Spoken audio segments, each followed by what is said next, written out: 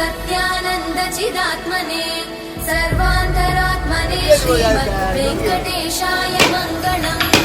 स्वतः सर्वविदे सर्वशक्तये सर्वशेषिणे सुलभाय सुशीलाय वेङ्कटेशाय मङ्गलम्।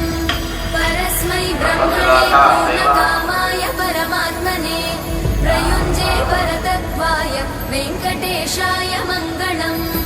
आकालतत्त्वमशान्तमात्मनामनुपश्यताम् अतृप्त्यमृतरूपाय वेङ्कटेशाय मङ्गलम्।